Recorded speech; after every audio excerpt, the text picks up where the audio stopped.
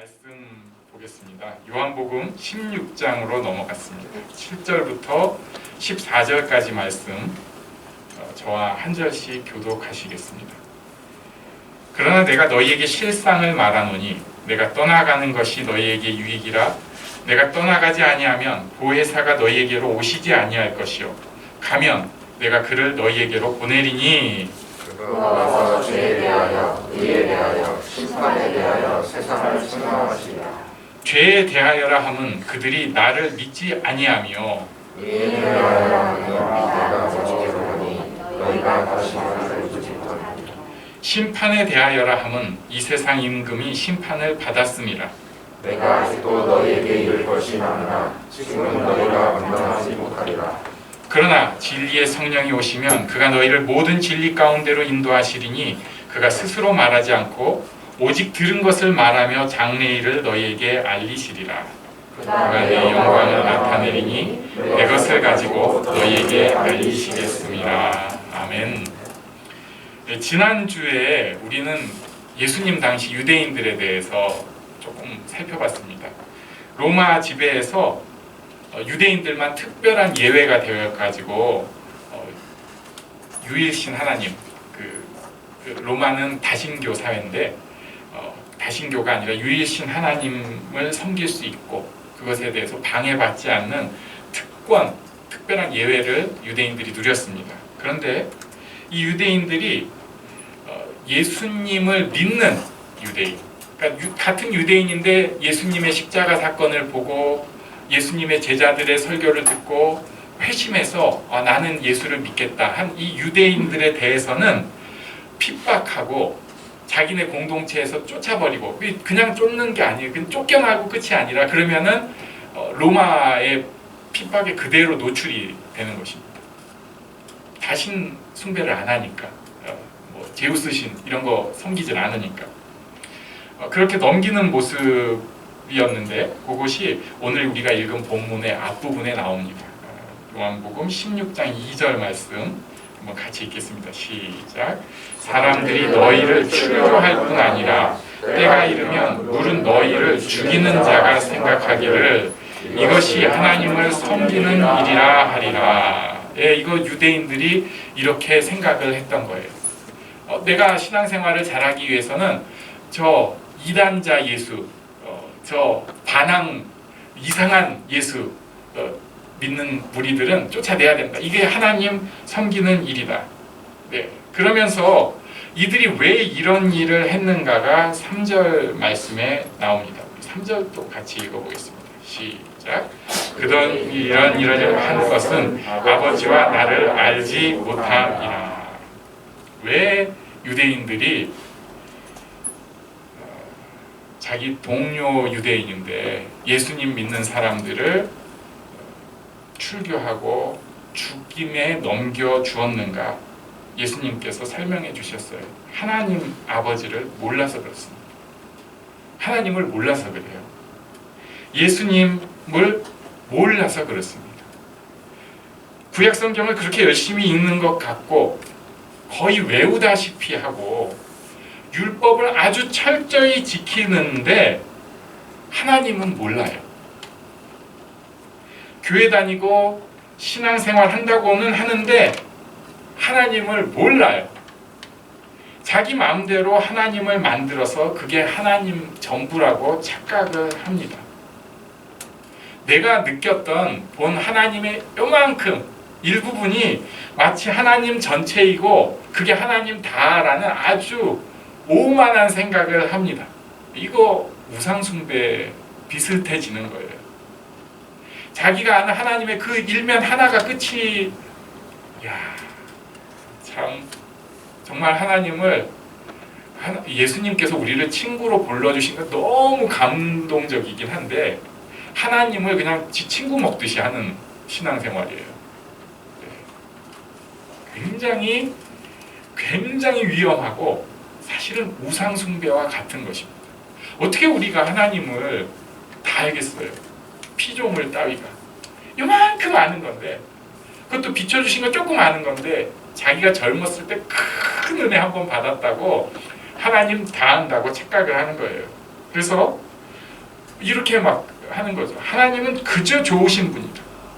나에게 좋은 것만 주시는 분이고 내가 기도하면 반드시 내가 원하는 그대로 가져다 주셔야 된다. 이렇게 얘기하면요, 우리는 제가 또 이런 뉘앙스로 얘기를 하니까 아멘을 아무도 안 하는데 정말 크게 아멘합니다.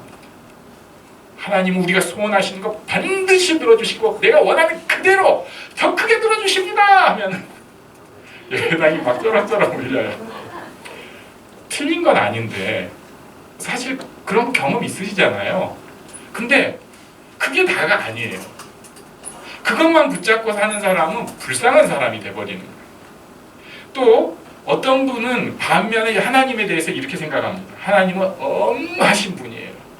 그래서 내가 제대로 잘 해도 나는 그 앞에 그냥 주눅 들어가지고 내가 조금 잘못하면 나는 뼈도 못 추린다. 하나님 아주 무서운 분이고 나를 그냥 일거수일투족을 지켜보시는데 그게 보호하시는 지켜봄이 아니라 째려보고 있는 거예요. 잘하나 못하나 어디 걸렸어 너 금발 봤어. 이런 분으로 하나님을 딱 만들어 놓고 있어요. 그런 면도 있죠. 우리가 또 하나님 앞에 그렇게 철저하게 신앙생활 해야 될 면이 있습니다. 사실 그렇게 안 하면 안 되는 이유가 우리도 모르게 죄라는 것이 우리를 적셔버릴 때가 있어요. 나도 모르게. 굉장히 웃기잖아요. 제가 자주 하는 얘기인데 어느 동호회에 소속되면은 그게 당연한 줄 아는 일들이 생겨요. 옆에서 보면 좀 비정상인데 카메라 1,000만 원짜리 사면서 다 사는 거야. 카메라 1,000만 원짜리 산 사람이 우리 누가 있어요. 네, 누가 있어요. 이상한 사람인 거예요. 동호회에서 활동을 하면은 절어가지고 그렇게 돼요. 우리가 2021년에 대한민국 서울에서 살다 보니까 나도 모르게 그게 절어버리는 게 있어요. 내 안에 어느새 증오와 저주가 있는데 그 남들도 다 하니까 괜찮은 줄 알아요. 내 안에 그냥 아예 쾌락을 하나님을 팔아먹는 모습이 있는데 아니 뭐 이거 다 하는 거니까 뭐 괜찮은 줄 알아요. 내가 다른 사람 탓하고 난 괜찮아, 난 소중하니까 뭐 이런 식으로 살아간 부끄러운 줄도 모르는데 거기에 괜찮은 줄 알고 그냥 살아요. 사실은 지나가는 곳마다 그 사람 그 흔적과 그 불편하게 하는 게 자욱한데 아유 내가 잘하는 게 어딘데 뭐 그런 거 가지고 뭐 그래. 조금 하나님 앞에 좀 조바심을 가져야 될 면이 분명히 있어요. 그런데 이게 하나님의 다라고 생각을 하면 이것 역시 우상숭배입니다. 하나님은 그렇게만 하는 하나님이 절대 아니죠. 또 이제 그렇게 하다 보니까 이렇게 생각을 해요. 하나님은 있는 듯 없는 듯 하시는 분이고 하나님은 천지 창조의 질서를 우리에게 주셨으니까 우리는 그 질서대로 잘 살아가면 된다. 이미 우리한테 다 주셨으니까 그 질서 가운데 잘 살아가면 된다 라고 하면서 자기 마음대로 내가 기준이 돼서 최선을 다해서 살아가는 게 진리인 것처럼 살아가는 대다수의 크리스찬이 있습니다. 지금 살아서 역사하시는 하나님을 무시하는 거예요. 자기는 체험 같은 거 믿지도 않고 자기는 하나님께서 나에게 개인적으로 터치해 주신 거 생각하지도 않아요. 그리고 아주 철두철미한 사람이에요. 말씀대로 잠언에 있는 대로 지혜롭게 살 때 하나님께서 복을 주시니까 그대로 살아야지. 틀린 얘기는 아닌데 그 사람이 옆에 있으면 우리 다 좋죠. 교회 일도 철두철미하게 하시니까. 그런데 그게 다가 아니에요. 교회 좀 다녔다고 자기가 은혜를 조금 받았다고 그게 하나님 다라고 하는 것을 옛날에는 내가복음이라고 얘기를 했습니다. 하나님을 몰라요. 하나님을 아는 것 같은데 하나님을 전혀 몰라요. 그래서 호세아서에도 이렇게 말씀을 합니다. 우리 호세아서 6장 3절을 같이 읽겠습니다. 시작. 그러므로 우리가 여호와를 알자. 힘써 여호와를 알자. 그의 나타나심은 새벽빛 같이 어김없나니 비와 같이 땅을 적시는 늦은 비와 같이 우리에게 임하시리라 한다. 우리가 여호와를 알자. 힘써 여호와를 알자. 그의 나타나심은 새벽에 해가 뜨는 것 같이 반드시 나타난다. 그가 자신을 알려주시는 것은 반드시 있다. 그런데 땅을 적시는 늦은 비는 딱 농사 짓기 직전에 꼭 필요한 비예요. 파종할 때 꼭 필요한 비. 이게 있어야 됩니다. 이게 살아요. 아주 딱 맞는 그때에 임하실 것이다. 아주 딱 맞는 그때에 알려주실 것이다. 라고 말씀하셨습니다. 자, 이제 이렇게 우리가 여기까지 생각을 한 다음에 오늘 본문의 예수님 말씀을 한번 볼 필요가 있어요. 7절에 가니까 그러나 내가 너희에게 실상을 말하느니 내가 떠나는 것이 너희에게 유익이라. 내가 떠나가지 아니하면 보혜사가 너희에게로 오시지 아니할 것이요 가면 내가 그를 너희에게 보내리니 라고 말씀하십니다. 예수님께서 가시면서 보혜사, 보호하시고 은혜를 주시고 가르치시는 성령님을 보내실 것입니다. 그리고 8절 말씀을 한번 같이 읽습니다. 8절 시작.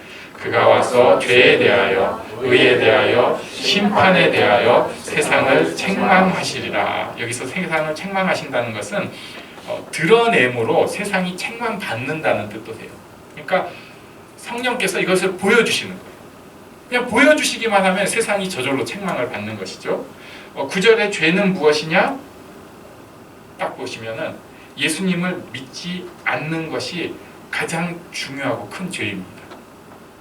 우리를 살리는 길, 예수를 믿는 그 길을 버린 가장 큰 죄가 예수를 믿지 않는 것. 그러니까 큰 죄, 가장 큰 죄, 예수를 믿지 않는 것. 가장 근원적인 죄, 예수를 믿지 않는 것. 그리고 10절에서는 의를 얘기하는데 의는 자기 자리에 제대로 위치하는 것입니다. 그러니까 예수님께서 하나님 우편에 앉으시는 것, 예수님께서 하늘에 오르시는 것, 자기 자리를 제대로 제자리에 있는 거예요. 그것이 의입니다.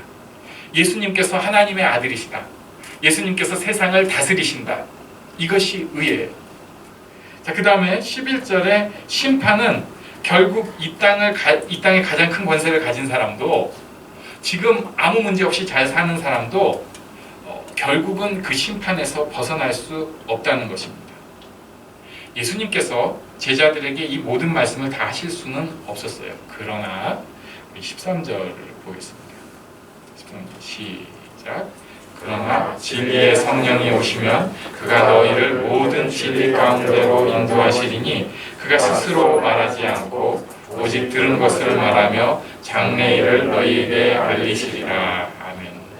성령이 우리에게 알려주십니다. 성령이 진리 가운데로 인도하십니다. 성령이 들은 것을 말씀하십니다. 성령이 장래일을 말씀하세요. 성령께서 결국 하나님을 알게 하시는 키입니다. 우리가 그냥 머리로 아는 것이 끝이 아니에요. 우리가 그냥 경험으로 옛날에 뭘 봤어가 끝이 아니에요. 성령께서 그 마음속에 터치를 해주셔야 됩니다. 성경 말씀을 읽을 때도 성령께서 그 마음을 건드려 주셔야 돼요. 예배를 드릴 때, 찬양을 할 때도, 그리고 설교를 들을 때도 그냥 듣고 재밌는 그리고 유익한 좋은 말씀 아니고요. 성령께서 그 말씀 가운데 건드려 주시면 이게 생명의 말씀이 됩니다. 설교자가 하는 게 아니에요. 설교자는 이렇게 그 도구로 쓰여질 뿐이죠. 찬양이 왜 능력이 있을까? 찬양 가운데 성령께서 그의 마음을 건드려 주시면 하나님이 어떤 분이시고 내 이 찬양 가운데 높임을 받으시는 것, 하나님께서 이 찬양을 기뻐하신다는 것을 성령께서 이렇게 턱 건드려 주세요. 알려주시는 거예요.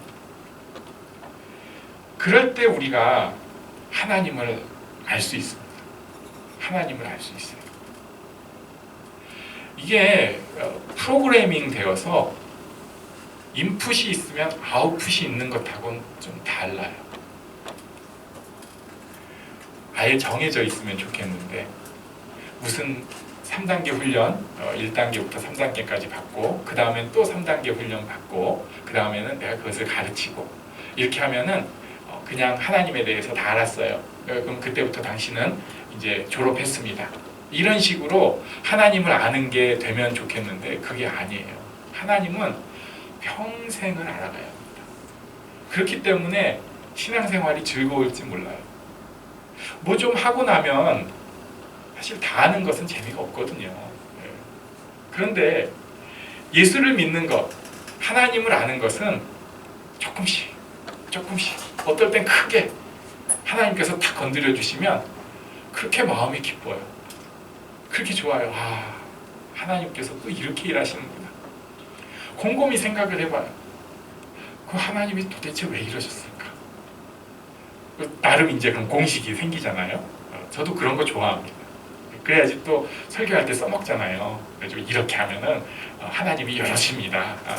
하나님 이런 분입니다. 하면 좋은데 문제는 그건 진짜 100만 가지 공식 중에 하나도 안 되는 아주 약소한 공식이에요. 우와, 찾았어 하나! 했는데 작은 것 하나뿐인 거예요. 그리고 더 놀라운 것은 이 하나님께서 우리를 만나주시는 것은 남들하고 똑같이 하는 게 아니라 저한테, 나한테 맞춤형이에요. 내가 살아온 과거부터 내 성향, 내 죄악, 내 잘난 거 다 아울러 가지고 그 가운데 하나님께서 자신을 알려주세요. 그래서 우리의 인생을 통해서 계속해서 하나님을 알아가게 됩니다. 진짜 그래서 하나님을 알아가는 사람은 겸손할 수밖에 없어요.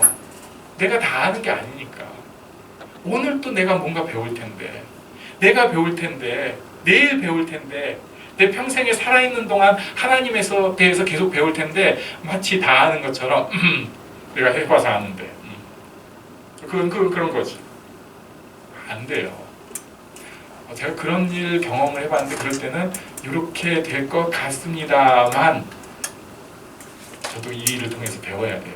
네. 그래서 호세아서가 이렇게 말씀한 것 같아요. 다시 한번 호세아서 볼까요? 우리가 여호와를 알자. 그 다음에 힘써 여호와를 알자.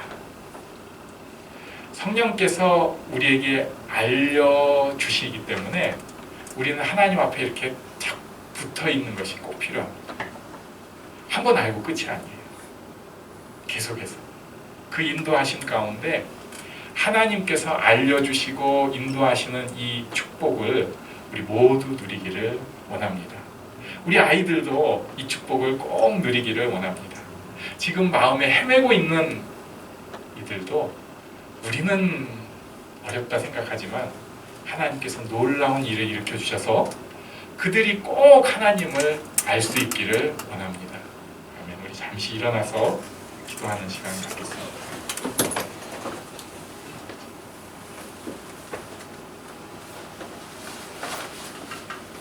제가 하나님을 알기를 원합니다. 우리가 하나님을 알기를 원합니다. 성령께서 우리 가운데 그 역사를 일으켜 주시기를 원합니다.